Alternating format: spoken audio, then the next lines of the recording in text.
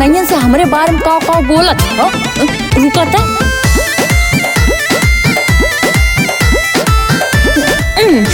लौड़ू पूते ई का तमाशा करियौले हवा आय। दिल हमार तोड़लस ना तार जोड़लस एने ओने खाली फुफकार छोड़लस।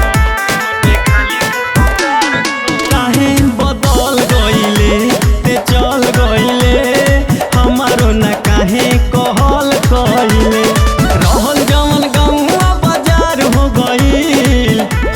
हमार गलती देवा ने अब है खोस रहल जवन गौवा बाजार हो गइल। दसी के नगिनिया फरार हो गइल। दसी के नगिनिया फरार हो गइल। दसी के नगिनिया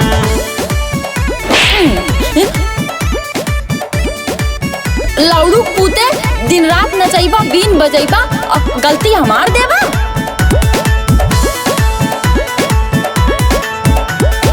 बीन बजाइब ना कबो नचाइब ना कबो माफ कर हमके सताइब ना कबो। तोहरा के हम समझावा तानी हो दिलावा के हाल बतावा तानी हो। आखिर में पनाह वाला चार हो गई। आखिर में चिथारू वाला चार हो गई।